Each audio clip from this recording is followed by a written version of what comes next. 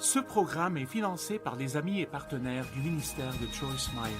C'est le moment où vous devez prendre la décision de continuer avec Dieu et d'obéir à Dieu. C'est le jour de prendre la décision de pardonner. C'est le jour d'être plein d'espérance et de croire que quelque chose de bien peut arriver avec vous.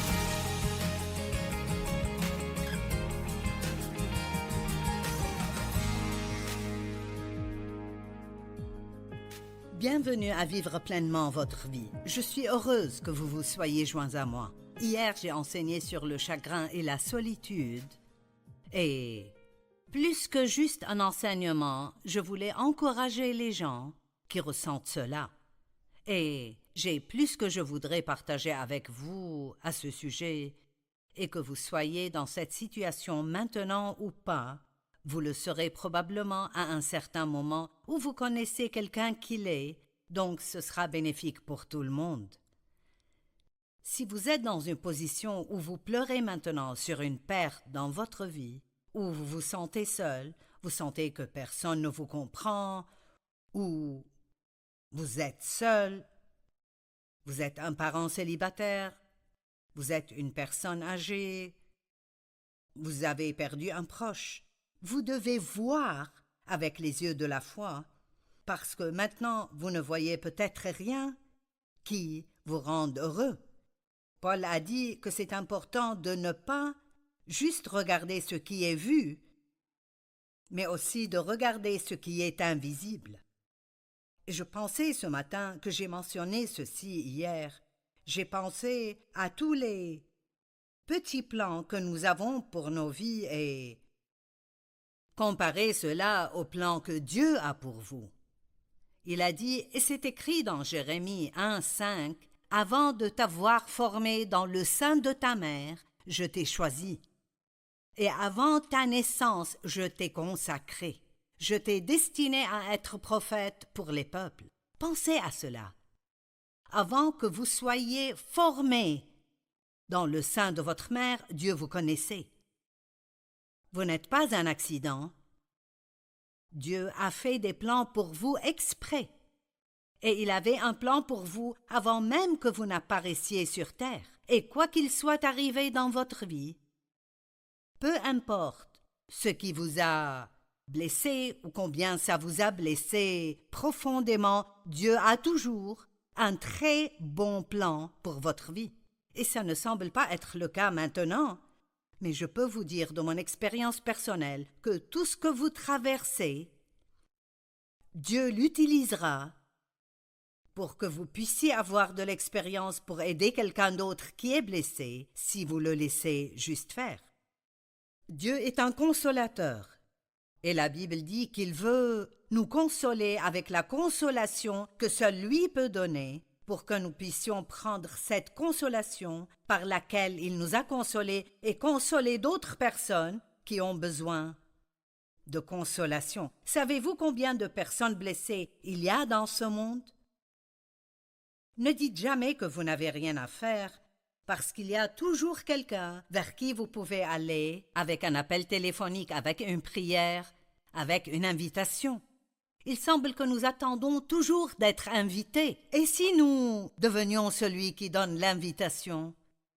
N'attendez pas que quelqu'un vous invite à déjeuner. Invitez quelqu'un d'autre à venir. Si vous vous sentez seul depuis longtemps, peut-être que vous devez juste commencer à vous former une vie vous-même. Vous pouvez consoler d'autres personnes. Dans les Béatitudes ou le Sermon de la montagne, Jésus a dit « Bénis ceux qui pleurent, car Dieu les consolera ». C'est vraiment un verset plutôt unique quand vous y pensez. Donc la consolation de Dieu doit être si intensément bonne que ça vaut la peine de pleurer sur quelque chose juste pour faire l'expérience de sa consolation. Dieu peut vous donner une consolation que personne ne peut possiblement vous donner. Donc, je veux vous encourager, quoi que vous ressentiez maintenant, à savoir que vous avez un bel avenir. De bonnes choses arriveront avec vous. Et je veux vous dire quelque chose et ça semblera être simple, mais ce ne l'est pas. Ayez une attitude positive. Si vous vous apitoyez trop sur vous-même, ça peut devenir un très grand problème dans votre vie. Et vous pouvez avoir une raison de vous sentir abattu. Mais vous n'avez pas le droit de ressentir cela pendant très longtemps parce que Dieu est bon et il utilisera tout ce que le diable planifie et en sortira quelque chose de bien. Genèse 50, 20 dit cela et Romains 8, 28 dit « Toute chose concourt pour le bien de ceux qui aiment Dieu et veulent sa volonté dans leur vie. » Maintenant, nous pouvons regarder Romains 4, 18 à 21. Vous connaissez probablement ceci, mais Abraham était un homme à qui Dieu a demandé d'abandonner la maison de son père et tous ses amis, tout ce qui lui était familier. Et Dieu a dit « Pars et va à un pays que je te montrerai. » Pourquoi Dieu ferait-il cela? Il cherchait quelqu'un avec qui il pourrait faire une alliance, quelqu'un qui aurait de la foi, une personne qui le croirait, avec qui il pourrait faire une alliance. Et donc, cela ne pouvait pas arriver avec Abraham là où il vivait parce qu'il était entouré de personnes qui adoraient des idoles. Dieu a dit « Tu dois t'éloigner de cela. » Et pour avoir un bon changement dans nos vies, nous devons nous éloigner de certaines choses. Il devait s'éloigner de cela et Dieu a dit « Va à un pays que je te montrerai. » Et Dieu lui a promis qu'il aurait un enfant. Mais comme les années passaient, Abraham a eu 100 ans, Sarah avait 90 ans et ils avaient dépassé l'âge d'avoir des enfants. Mais Dieu a dit « Je te donnerai un enfant. » Et donc il dit « Contre toute espérance » ou alors que tout portait au contraire, il a eu confiance plein d'espérance. Pouvez-vous faire cela si vous n'avez pas de raison logique d'espérer? Pouvez-vous devenir un prisonnier de l'espérance et espérer dans la foi, voir avec les yeux de la foi et croire, peu importe combien vous avez mal maintenant? Pouvez-vous croire quelque chose de bien arrivera dans ma vie, pas parce que vous êtes bon, mais parce que Dieu est bon? Il dit « Et sans faiblir dans la foi, il ne considéra point que son corps était déjà usé, puisqu'il avait près de 100 ans et que Sarah avait les entrailles mortes. Il ne douta point par incrédulité. Il n'a pas laissé le doute et l'incrédulité l'arrêter. Mais il fut fortifié par la foi, louant et donnant gloire à Dieu. Ce sont des versets si magnifiques. Ne laissez pas le diable voler le plan de Dieu pour votre vie, parce que pour le moment, vous ne voyez vraiment pas que ça marche. Vous savez, tous ceux qui ont eu des promesses de Dieu, presque toujours, ils passent par des temps au début où on dirait qu'il n'y a pas moyen que ça puisse jamais arriver. Il y a quelque chose qui est arrivé avec moi cette semaine et j'avais besoin que Dieu intervienne dans une situation. Et je secoue toujours la tête et je pense, Dieu a fait ça. Il est intervenu et a aidé dans une situation qui semblait être complètement désespérée et il n'y avait aucune raison de mes expériences passées pour moi de croire que Dieu pourrait faire ce que je lui demandais de faire. Mais j'ai demandé dans la foi et bien sûr, Dieu a amené une percée. La solitude et le chagrin peuvent se manifester de plusieurs façons. La solitude se manifeste comme une douleur intérieure ou un vide dans votre vie. Parfois, une personne qui se sent seule ressentira un vide profond dans sa vie. Vous pourriez ressentir un désir pour l'affection et je veux vous donner un avertissement. Quand vous avez soif d'affection et vous êtes dans une situation désespérée, n'allez pas rechercher le réconfort dans tous les mauvais endroits. Les personnes désespérées font des choses désespérées. Je me suis mariée quand j'avais 18 ans parce que je voulais quitter la maison de mon père qui abusait de moi sexuellement et je pensais que personne ne voudrait jamais de moi. Donc le premier homme qui a montré que je l'intéressais, j'ai pris cette opportunité pour me marier. Et vous savez, c'était un cauchemar de 5 ans. Ça a ajouté 5 années de douleur de plus aux 18 que j'avais déjà eues. Les personnes désespérées font des choses désespérées. Et je vous encourage, si vous avez besoin de consolation, si vous êtes seul, n'allez pas les chercher dans tous les mauvais endroits. Attendez Dieu, il a un bon plan pour votre vie. Vous sentez peut-être que vous n'avez pas de but, mais c'est un mensonge du diable. Si vous respirez, vous avez un but.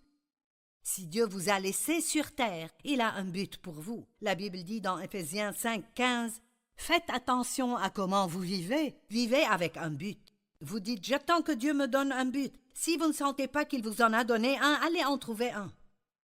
Essayez différentes choses. Quand vous achetez une nouvelle tenue, vous essayez différentes choses jusqu'à ce que vous trouviez quelque chose qui vous va. Vous pouvez faire cela avec une carrière ou avec un ministère. Je dis toujours en rigolant, j'ai essayé de faire le ministère avec les enfants et ça n'a pas pris longtemps pour moi et les enfants de savoir que ce n'était pas ce que j'étais appelé à faire.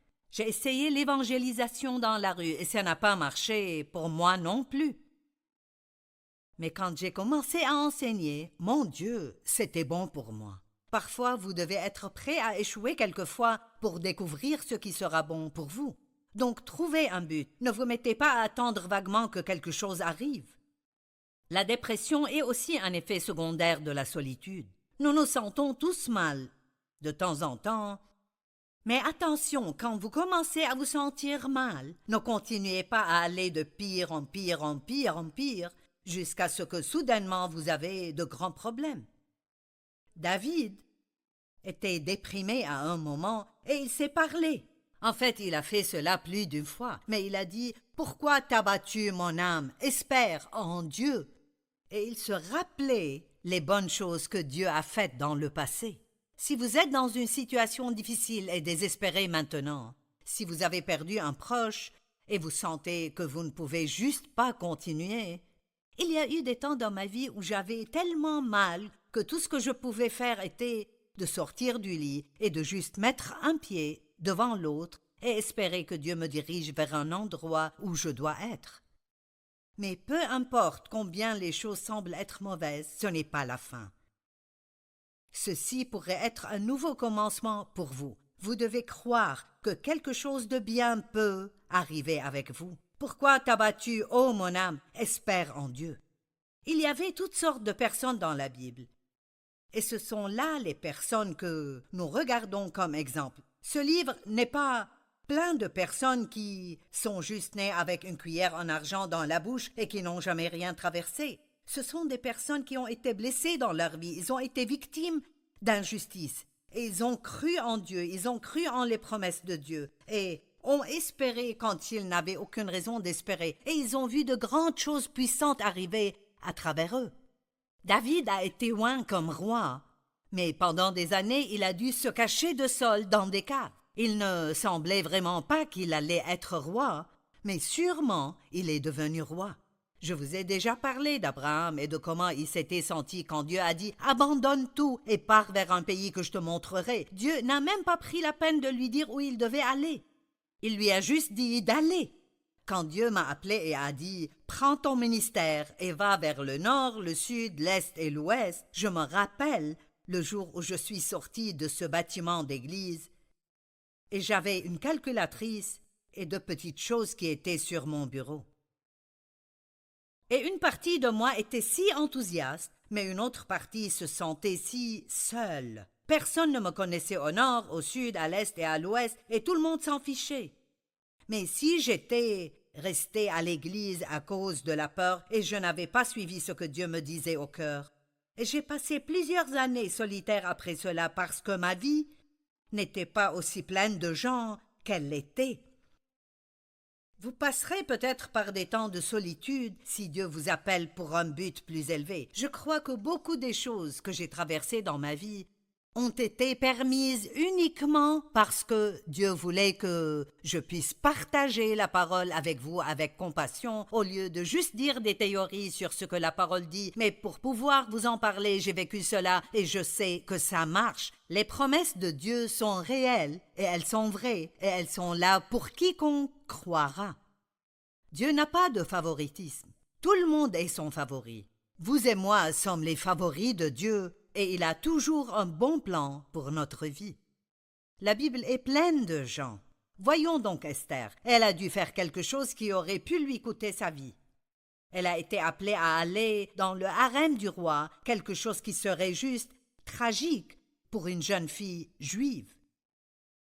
Il suivait des directives strictes concernant les situations sexuelles et elle était appelée à aller et se mettre dans une position où elle pouvait sauver une nation, mais elle devait prendre un risque pour avoir le miracle qu'elle a eu dans sa vie. Elle devait laisser tout ce qu'elle a et aller faire quelque chose sans vraiment savoir exactement ce que ce serait. Et qu'en est-il de Anne qui était sans enfant? Les gens qui n'ont jamais pu avoir d'enfants, peut-être s'ils ont eu plusieurs fausses couches, imaginez ce qu'ils ressentiraient s'ils étaient avec tous ces gens qui ont des bébés. Eh bien, Anne a dû passer par ça, mais après Dieu lui a donné un enfant et lui a demandé de donner cet enfant au Seigneur et ensuite il lui a donné plus et plus d'enfants après cela. Moïse devait se sentir seul. Il a grandi dans le palais et avait tout ce qu'il pourrait possiblement vouloir, mais il savait qu'il était en fait un Israélite et les Israélites étaient opprimés dans l'esclavage en Égypte et un désir a grandi en lui pour les aider. Il a senti que Dieu l'appelait à les délivrer. Et donc, il a commencé à essayer de les aider et au lieu d'être heureux, ils se sont tournés contre lui et il a fini par passer 40 ans dans le désert.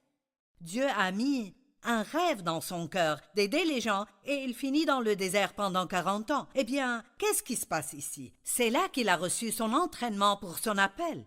Nous oublions cela parfois.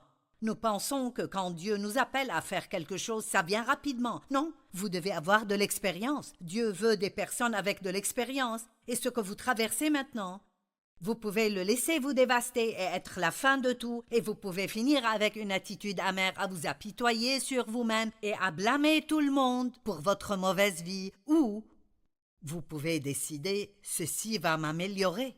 Dieu prend la douleur que je traverse et utilise-la pour aider quelqu'un d'autre dans ma vie. Mon Dieu, si nous voulons parler de Joseph, ça prendrait le reste du temps que j'ai ici aujourd'hui. Voici un jeune homme qui a eu un rêve et qui ne savait pas ce que le rêve signifiait. Ses frères étaient jaloux de lui et ils l'ont vendu à des vendeurs d'esclaves et ont dit à son père qu'un animal l'a tué. Il faisait toujours la bonne chose et obtenait un mauvais résultat. Il faisait toujours la bonne chose pour un mauvais résultat. Mais éventuellement, éventuellement, le temps viendra où Dieu dira « l'entraînement est terminé, c'est le moment pour la promotion ». Et beaucoup d'entre vous sont presque là. Vous ne voulez pas arrêter et abandonner. Vous savez, les crises dans nos vies demandent que nous prenions des décisions. Vous arrivez à un point où vous allez soit vaincre ou être vaincu. Vous allez avancer ou vous allez reculer. Vous allez laisser ce que vous traversez vous rendre meilleur ou amer. Et je crois que l'une des raisons pour lesquelles Dieu m'a mis cela sur le cœur est, numéro 1, d'essayer d'amener la consolation et l'espérance à des personnes qui ont eu une grande perte dans leur vie. Mais une autre raison est de vous implorer à prendre une bonne décision maintenant. Beaucoup d'entre vous sont à un point où vous devez décider. Décider soit de continuer à détester quelqu'un, soit de lui pardonner. Soit d'être amer envers Dieu parce que la vie n'est pas arrivée comme vous pensiez qu'elle arriverait, ou vous continuerez dans la foi en croyant que Dieu est un bon Dieu, et même si vous ne comprenez pas le pourquoi des choses, vous croyez que Dieu prendra cela et il en sortira quelque chose de bien. Je sais dans mon cœur que plusieurs d'entre vous sont à un point de décision. Vous êtes à un point de crise, mais vous êtes à un point de décision. Et si vous prenez la bonne décision et vous décidez pour Dieu et pour les façons de Dieu, il fera quelque chose de si merveilleux dans votre vie que vous serez en admiration la bouche bée. Je parlais à mon mari ce matin et nous parlions juste un peu de l'état dans lequel nous étions il y a 45 ans. Je veux dire, oh mon Dieu, nous avions tellement de grands problèmes dans nos vies. Et voilà où nous sommes maintenant. Et Dieu nous disait, si vous me faites confiance un jour, si vous continuez à croire, un jour viendra. Eh bien, maintenant je vis dans ce un jour. Et vous y vivrez aussi si vous gardez confiance en Dieu. Je veux que vous soyez encouragés. En fait, ça me ferait vraiment plaisir si quand ce programme est terminé, vous appelez le bureau et vous dites « Le programme m'a vraiment encouragé aujourd'hui ». Laissez-nous vous envoyer quelques trucs qui vous aideraient à ne pas être submergé par le deuil et la solitude et vous aidera à marcher jusqu'aux côtés de la victoire. Jérémie 29, 11 « Car je connais les projets que j'ai formés sur vous. » Dit l'Éternel, allez, ce verset est pour vous. Je connais les projets que j'ai formés sur vous, projets de paix et non de malheur, afin de vous donner un avenir et de l'espérance. Psaume 27, 14 Attends-toi donc et espère en l'Éternel. Prends courage, fortifie-toi et que ton cœur s'affermisse. Oui, attends-toi donc et espère en l'Éternel. Mon Dieu, si vous passez par quelque chose maintenant et vous pleurez, c'est naturel. Il y a un processus de deuil que vous devez traverser. Et si vous ne le faites pas, ça peut être très mauvais et très malsain pour vous. Mais il y a une différence entre pleurer et laisser un esprit de deuil envahir votre vie. Le mot deuil veut dire détresse mentale profonde due à la perte ou un chagrin profond. Mais comme je l'ai dit avant, la perte peut être un endroit pour recommencer. Ça n'a pas besoin d'être la fin. Une chose se termine, mais c'est pour que quelque chose d'autre puisse commencer après. Le deuil est un processus, et nous devons le traverser, puis aller de l'avant avec les bonnes choses que Dieu a pour notre vie. Dieu a de bonnes choses préparées pour vous. Il y a en fait des phases de deuil qui, c'est bon de juste avoir. Tout d'abord le choc. Si quelque chose de tragique arrive avec vous, peut-être hier vous êtes en état de choc. Mais c'est bien parce que c'est comme des amortisseurs dans la voiture quand vous passez sur un nid de poule. Vous n'avez pas mal parce que vous avez des amortisseurs. Je pensais ce matin à propos d'agents de police qui mettent des gilets pare-balles. Ils ressentent toujours la douleur. Ils peuvent avoir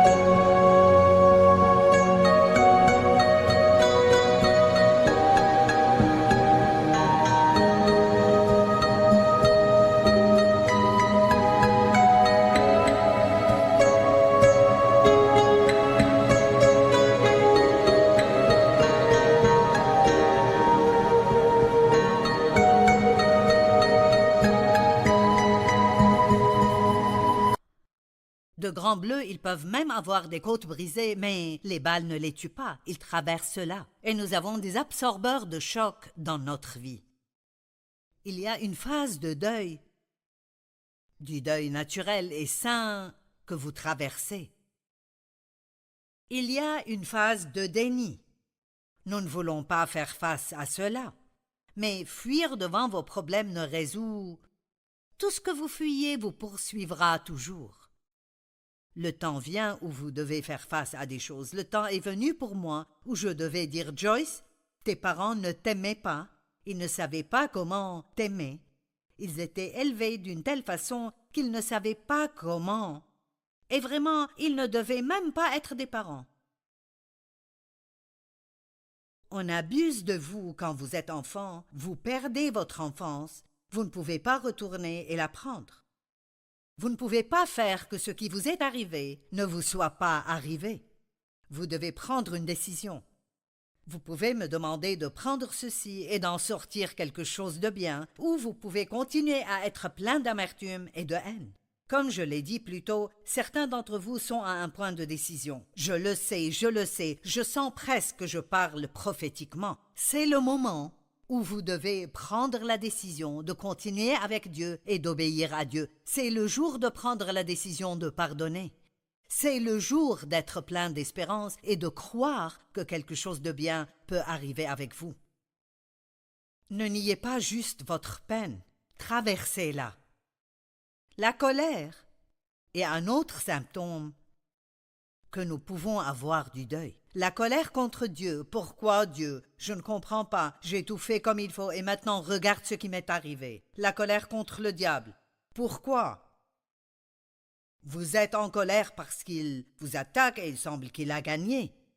Mais Romains 12, 21 dit que nous pouvons vaincre le mal par le bien, comme je vous l'ai déjà dit. Faites autant de bien que possible pour autant de personnes que possible, aussi longtemps que possible, et c'est la plus haute forme de guerre spirituelle. La dépression est quelque chose qui peut arriver comme résultat de ces choses que vous traversez dans votre vie. C'est normal d'en avoir une certaine quantité, mais ne la laissez pas vous submerger.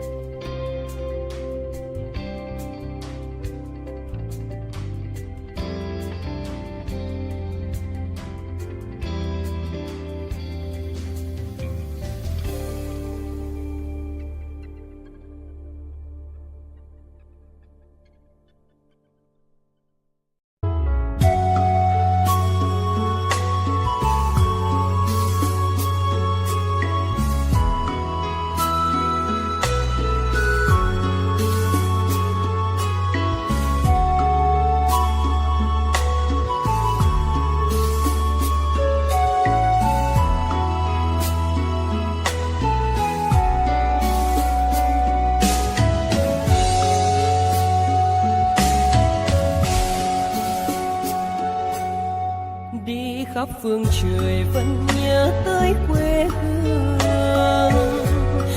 Người về đây thăm làng trù quê mẹ và làng sen quê cha, xúc động bồi hồi người rơi giọt lệ, thương mái nhà tranh thương đất mẹ nghèo.